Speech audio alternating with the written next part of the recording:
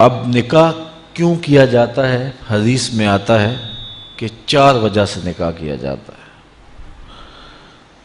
لے مالہا، لے حسبہا، لے جمالہا، لے دینہا۔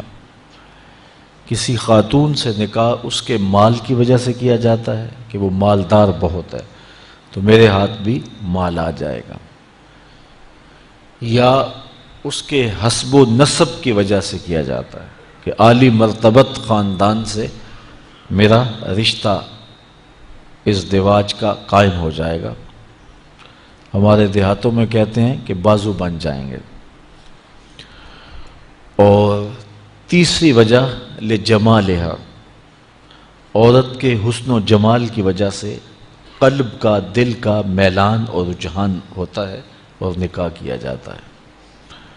اور چوتھی وجہ لدینہا، کسی کے دین کی وجہ سے نکاح کیا جاتا ہے، اور حضور نے فرمایا دین کی وجہ سے نکاح کرنے والا کامیاب ہے۔ یہودی عموماً مال کی وجہ سے نکاح کرتے ہیں، عیسائی حسن و جمال کی وجہ سے نکاح کرتے ہیں، اور مصطفیٰ کے غلام دین کی وجہ سے نکاح کرتے ہیں۔ حضور نے ارشاد فرمایا جب تمہیں کوئی پیغام نکاح بھیجے اور تمہیں اس کا دین اور اس کے اخلاق پسند ہوں تو پھر انکار نہ کرو، نکاح کر دو۔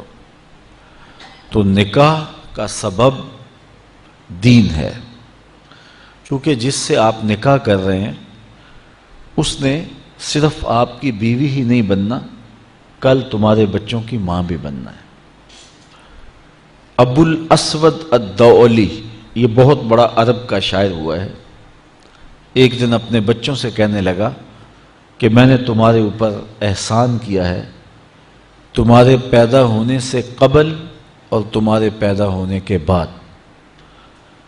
تو بچوں نے کہا کہ ہمارے پیدا ہونے کے بعد آپ نے ہمارے اوپر جو احسانات کیے ہیں وہ تو سمجھ میں آتے ہیں، لیکن ہمارے پیدا ہونے سے پہلے آپ نے ہمارے اوپر کون سے احسانات کیے ہیں؟ تو ابو الاسود الدؤلی کہنے لگا کہ میں جب اپنے لیے نکاح کے لیے خاتون تلاش کرنے لگا تو میں ایک شاعر ہوں، تو میری طبع میں یہ تھا کہ میں خوبصورت خاتون سے نکاح کروں، لیکن میں نے پھر یہ سوچا کہ میں اپنی خواہش کو مقدم نہ رکھوں، میں اس خاتون کو تلاش کروں جو کل میرے بچوں کی اچھی ماں بن سکے۔ تو میں نے جب تلاش کی تو اچھی بیوی کے حوالے سے تلاش نہیں کی، تمہارے لیے اچھی ماں کی تلاش کی ہے، اور یہ میرا وہ احسان ہے جو تمہارے پیدا ہونے سے قبل میں نے تمہارے اوپر کیا ہے۔ حضور نبی رحمت صلی اللہ علیہ وآلہ وسلم نے ارشاد فرمایا 3 چیزیں انسان کی خوش بختی سے ہیں، اچھا گھر، اچھی بیوی اور اچھی سواری۔ اگر یہ 3 چیزیں کسی کو میسر آ جائیں تو وہ انسان کی خوش بختی ہے۔ یہ بھی ارشاد فرمایا دنیا متاع ہے اور دنیا کا بہترین متاع صالحہ عورت ہے، اور صالحہ عورت کی تعریف یہ کی گئی کہ مرد جب اس کو دیکھے تو خوش ہو جائے، اور جب وہ حکم دے تو وہ اطاعت کرے، اور جب وہ گھر سے چلا جائے تو اس کی عزت اور اس کے مال کی حفاظت کرے۔ تو جس میں یہ خوبیاں ہوں وہ صالح خاتون ہے، اچھی خاتون ہے اور اچھی بیوی ہے۔ حضور نبی رحمت صلی اللہ علیہ وآلہ وسلم نے اس دواجی زندگی کے حسن پر کتنی خوبصورت بات ارشاد فرمائی، فرمایا کہ عورت کے، بیوی کے مزاج سے آپ کو موافقت نہیں ہے، اس کی کچھ عادتیں تمہیں ناپسند ہیں تو اس کی کچھ ایسی عادتیں بھی ہوں گی جو تمہیں پسند ہوں گی۔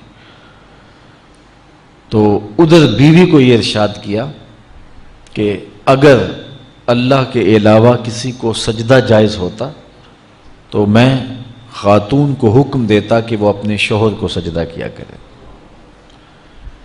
اگر خاتون اس کو مد نظر رکھے تو شوہر کو شکایت پیدا نہیں ہو سکتی، اور اگر شوہر اس حدیث کو مد نظر رکھے کہ اس کی کچھ عادتیں مجھے ناپسند ہیں تو کچھ عادتیں ایسی بھی ہیں جو مجھے پسند ہیں، یہ ماں باپ کا گھر چھوڑ کے آئی ہے، میرے لیے وطن چھوڑا ہے، اپنا آبائی گھر چھوڑا ہے، بہن بھائیوں کو چھوڑ کے میرے لیے وقف ہو گئی ہے، تو یہ چیزیں یقیناً مرد کے لیے اس عورت کی محبت کو پیدا کرنے کے لیے کافی ہیں۔ حضور نبی رحمت صلی اللہ علیہ وآلہ وسلم نے یہ بھی ارشاد فرمایا کہ جب کوئی شخص نکاح کرتا ہے تو شیطان واویلا کرتا ہے کہ اس نے اپنے آپ کو مجھ سے بچا لیا، چونکہ شیطان کا بہت بڑا جال یہ ہے کہ وہ ریشمی جال پھینک کے انسانوں کو پھانستا ہے، تو جب کوئی نکاح کرتا ہے تو وہ پریشان ہو جاتا ہے۔ اور ایک حدیث میں یہ بھی ارشاد فرمایا گیا کہ جب کوئی شخص نکاح کرتا ہے اس کے آدھے دین کی حفاظت اللہ نے کر دی، اور باقی آدھے دین کے بارے وہ اللہ سے ڈرے۔ نکاح ایک عہد ہے، ایک پیمان ہے جو زندگی گزارنے کا زوجین کے درمیان ہوتا ہے، اور شریعت اسلامیہ میں النکاح ینعقد بالایجاب والقبول لفظاً بحضور الشاہدین بالغین عاقلین حرین مسلمین، دو عاقل بالغ مرد، آزاد مرد یا ایک مرد اور دو مردوں کی موجودگی میں ایجاب اور قبول کا نام نکاح ہے۔ اور اس نکاح میں مہر مقرر کیا جائے، اور وہ مہر مرد کی حیثیت کے مطابق ہو۔ ہم شادی میں لاکھوں روپے خرچ کرتے ہیں، لیکن جب مہر کی باری آتی ہے تو اس وقت ہمیں 32 روپے اور 10 آنے یاد ہوتے ہیں، جبکہ اتنے پیسے تو بچہ بھی نہیں لیتا۔ اور یہ مہر حق بدا ہے، یہ عورت کا حق ہے، تو یہ کشادگی کے ساتھ حق مہر پیش کرنا چاہیے، اور عورت کا حق ہے۔ دو گواہوں کا موجود ہونا، اور پھر نکاح اعلانیہ ہونا چاہیے۔ حضور نے ارشاد فرمایا اعلنوا ھذا النکاح واجعلوہ فی المساجد، کہ نکاح کا اعلان کرو اور اسے مسجدوں میں منعقد کرو۔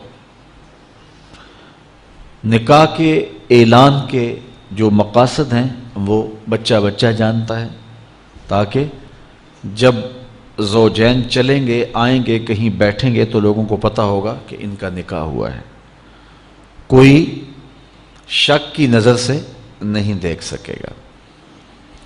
اور دوسرا ارشاد فرمایا اس کو مسجدوں کے اندر منعقد کرو، اور پہلے نکاح مساجد میں ہی ہوا کرتے تھے، لیکن پھر جوں مرور زمانہ کے ساتھ تبدیلیاں آئیں تو ایک تبدیلی یہ بھی آئی کہ نکاح مسجدوں میں نہ ہونے لگے۔ عیسائیوں میں آج بھی جوڑا گرجا گھر میں جاتا ہے، اور پادری کو ان کے پاس نہیں آنا پڑتا، بلکہ وہ وہاں جا کر کے عبادت خانے کے اندر اپنے گرجا گھر کے اندر جا کے نکاح کرواتے ہیں۔ تو آج بھی نکاح کی برکتیں حاصل کرنے کے لیے ہم اس کو مساجد کے اندر منعقد کرنے کا جو شرعی حکم ہے اس کی پابندی کریں تو نکاح کے اندر بہت ساری خیر و برکت پیدا ہوگی۔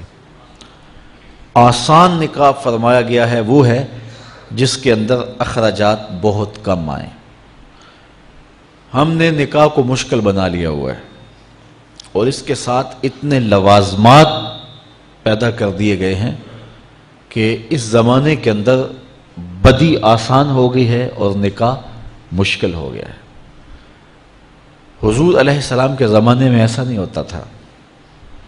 سیدہ طیبہ طاہرہ سیدہ فاطمہ الزہرا رضی اللہ تعالی عنہا کا نکاح دیکھیے اور ان کو جو جہیز حضور نے دیا ہے اس کو دیکھیے اور زندگی کو سہل بنانے کی کوشش کیجیے۔